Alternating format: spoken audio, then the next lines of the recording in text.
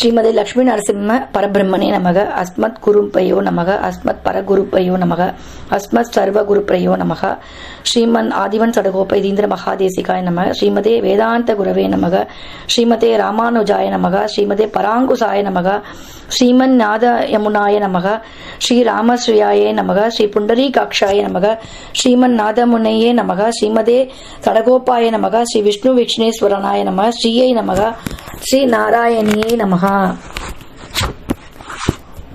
ஸ்ரீ ரங்கநாத சடகோப யதீந்திர கிருஷ்ணம் லக்ஷ்மி நரசிம்ம சடசிக் கருணைக பாத்திரம் ஸ்ரீ ரங்கவீர சடகோப யதீந்திர கிருஷ்ணம் ஸ்ரீ வேதாந்த தேசிக யதீந்திர மகம் பிரமத்தியே ஸ்ரீமதே ஸ்ரீமன் சடகோப ஸ்ரீ வேதாந்த தேசிக யதீந்திர மகாதேசிகாய நமக. ஸ்ரீமன் மந்திர கடாரி சம்மித்த சமுதிரகாம் ஸ்ரீமத் வீரராக ஸ்ரீநாத யதீந்திர பாதாரவிந்தா ஸ்ரீம் ஸ்ரீமதே வேதாந்த தேசிக காருண்ய ஸ்ரீராம் பதம் சேவே ரங்க துரிநக சமனம் நாராயணம் யோகிதம் ஸ்ரீமதே ஸ்ரீ லக்ஷ்மி நரசிம்ம திவ்ய பாதுகா சேவக ஸ்ரீமன் சடகோப ஸ்ரீ நாராயண யதீந்திர மகாதேசிகாய நமக. ஸ்ரீ வேதாந்த தேசிக யதீந்திர கடாட்சலப்தம் தைரக குணம் புதகாரண்யம் நாராயண தேதி சுழிக்கு பாக்ஷிகந்தம் ஸ்ரீ ரங்கநாத மதிசேகரம் ஆசிரமயாமக. ஸ்ரீமதே ஸ்ரீமன் சடகோப ஸ்ரீ ரங்கநாத யதீந்திர மகாதேசிகாய நமக. ராமானுஜதயா பாத்திரம் ஞான வைராக்கிய பூஷணம் ஸ்ரீமத் வெங்கடநாதாரியம் வந்தே வேதாந்த தேசிகம் லக்ஷ்மீநாத சமாரம்பாம் நாதயாமுனமத்யமாம் அஸ்மத் ஆச்சாரிய பர்யந்தாம் வந்தே குரு பரம்பராம் யோ நித்யமச்சித பதாம்பத யுக்ம ருக்ம வியாமோதஸ்தராணி திருநாய மேனே அஸ்வத் குரோர் பகவதௌஸ்ய தயைக சிந்தோஹோ ராமானுஜஸ்ய சரணௌ பிரபத்யே மாதா பிதா யுவதயஸ்தனயா விபூதிஹி சர்வம் யதேவ நியமனேன மதன்பயானாம் ஆத்யஸ்லலே குலபதேர்வகுலாபிராமம் ஸ்ரீமத் ததங்கிரி யுகலம் பிரணமாமி மூர்த்தனா பூதம் சகஸ்ரமகாத் வயப்பட்டநாத ஸ்ரீ பக்தி சேர குலசேகர யோகிவானாம் பக்திரான் திருணேன் பரகால யதீந்திர மிஸ்ராம் ஸ்ரீமத் பராங்குச முனிம் பிரணதோஸ்மி நித்வம் குருமுகமனதீஸ்த்யத்த பிராணவேதான் அசேஷாம் நரபதி பரிக்ளிப்தம் சுல்கம் ஆது காமஹா ஸ்வசர அமர வந்தியம் ரங்கநாதஸ்ய சேத்தே துஜகுலதிலகம் தம் விஷ்ணு சித்தம் நமாமி. மின்னார் தடமதில் சூழ் வெள்ளி புத்தூர் என்றருகாள் தன்ன சொன்னார் கழற்கமலம் சூடினோம் உன்னால் கிழி அறுத்தான் என்றுரைத்தோம் கீழ்மையின்றி சேரும் வழி அறுத்தோம் நெஞ்சமே வந்து பாண்டியன் கொண்டாட பட்டபிரான் வந்தான் என்று ஈண்டிய சங்கம் எடுத்தூத வேண்டிய ஓதங்கள் ஓத்த விரைந்து கிழி அறுத்தான் பாதங்கள் யாமுடைய பற்று.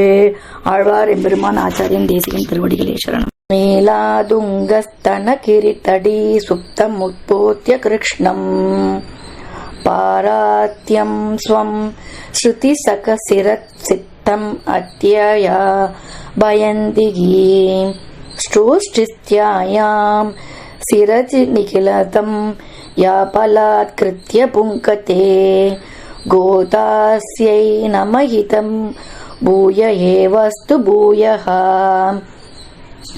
அன்னவயல் புதுவை ஆண்டாள் அரங்கற்கு பண்ணு திருப்பாவை பல்பதியம் இன்னிசையால் பாடிக் கொடுத்தாள் நற்பாமாலை பூமாலை சூடிக் கொடுத்தாலை சொல்லு சூடிக் கொடுத்த சுடர்கொடியே தொல்பாவை பாடி அருளவல்ல பல்வளையாய் நாடினி வேங்கடவர்க்கு என்ன விதி என்ற இம்மாற்றம் நான் கடவா வண்ணமே நல்கு. வணக்கம். திருப்பாவையில் இன்னைக்கு நம்ம 12வது நாள் பாசுரத்தை சேவிக்கலாம். 12வது நாள் பார்த்தீங்கன்னா விடிய காலையில் பனியில் நனைஞ்சு ஸ்ரீராமனுடைய புகழ பாடி உன் வீட்டு முன்னாடி நாங்கள் எல்லாரும் நிற்கிறோம், இன்னமும் நீ எழுந்துக்கலையா, இன்னமும் நீ அகக்கண்ணை திறக்கிறதுக்கு மறுக்கிறியா அப்படின்ற மாதிரியான இந்த பாசுரம். கனைத்து இளங்கன்று எருமை கன்று கிறங்கி நினைத்து முளை வழியே நின்று பால் சோர நனைத்து இல்லம் சேரும் செல்வம் நங்காய் பனைத்தலை விழ நின் வாசற் கடை பற்றி சினத்தினால் தென்னிலங்கை கோமானை செற்ற மனத்து கினியானை பாடவும் நீ வாய்த்திரவாய் இனித்தால் எழுந்திராய் ஈதென்ன பேர் உறக்கம் அனைத்து இல்லாதாரும் அறிந்து ஏலோர் எம்பாவாய். கனைத்து இலங்கை அப்படின்னா எருமையோட சத்தம் வந்து ரொம்ப அதிகமாக கேட்குமா பசு சவுண்டை விட. ஆனால் கனைத்து இளங்கன்று எருமை அப்படின்னு வந்து அவ வந்து சொல்றா.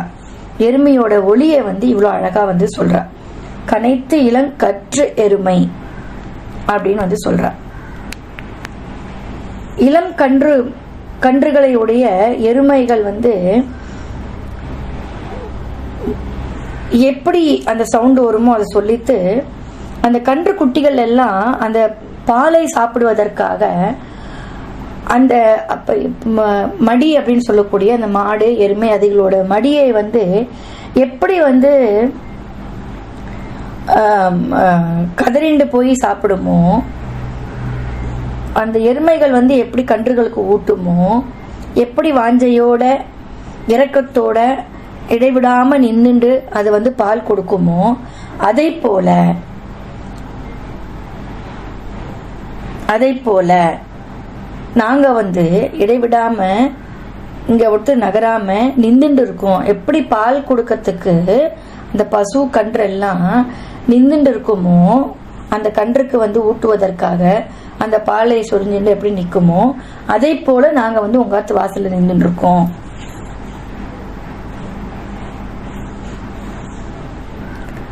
அது மாதிரி உன்னுடைய ஆத்துல கூட இந்த மாதிரி பாலை சுரந்து அந்த பால் சுரந்து என்ன ஆயிருக்குன்னா இந்த கன்றுக்குட்டிகள் எல்லாம் சாப்பிட்டு உன்னோட மண் தரைகள் எல்லாம் பாலால ஈரமாயிருக்கான். எப்படி ஈரமாயிருக்குமோ பாலால ஈரமாயிருக்குமா. எதுக்காக இதை வந்து அவ சொல்றான்னா, அவ வந்து அவ்வளவு செல்வங்கள் கொழித்து இருக்கக்கூடிய ஒரு குடும்பத்துல இருக்கக்கூடியவளாம். அதனால இது எல்லாத்தையும் சாப்பிட்டு வயிறு நிறைய நீ இந்த பாலை நீ சாப்பிட்டதுனால களைத்து போய் உன்னையும் அறியாமல் நீ தூங்கிக் கொண்டிருக்கிறாயா அப்படின்னு கேட்கிறா. அதாவது செல்வத்தை வந்து குறிப்பிடா. அவளோட செல்வம், அவர் வீட்டோட செல்வம் எப்படி இருக்குன்னா, சாதாரணமா ஜலம் போனாதான் மண்கள் வந்து ஈரமா இருக்கும். ஆனா இது மண்ணுனால வழிஞ்ச ஜலத்தினால ஈரமா இல்லை. இது வந்து பால், அந்த மாடு எருமையெல்லாம் பால் கொடுத்து கன்றுகள் வந்து அந்த பாலை பருகி அதன் மூலியமா அதனுடைய மடி சுரந்து அதன் மூலியமா அந்த மண்ணெல்லாம் ஈரமாயிருக்கான். அப்படின்னா அந்த மண் எதனால ஈரமா இருக்குன்னா பால் சுரந்து ஈரமாயிருக்கான். ஏன் இது வந்து சொல்ற அப்படின்னா, அந்த மாதிரி ஈரமா இருக்குன்னா அவ வந்து எவ்வளவு செல்வத்தோட ஆத்துல இருக்கா. ஸோ அவ்வளோ செல்வம் இருந்த ஆத்துல இருந்து அந்த பால்கள் எல்லாம் சாப்பிட்டு வெண்ணெயை சாப்பிட்டு மோரை சாப்பிட்டு நீ வந்து களைத்து போயிருக்க, மயங்கி இருக்க, மயக்கத்துல இருக்க. அதனாலதான் உனக்கு தெரியாம நீ இன்னமும் தூங்கிட்டு இருக்கியா அப்படின்னு கேக்குறா. அது வந்து சிறந்த செல்வமுடைய தங்கையே, பனி எங்கள் தலையை நனைக்க, பனி வந்து எங்களோட தலையெல்லாம் நினைச்சிட்டு இருக்கு.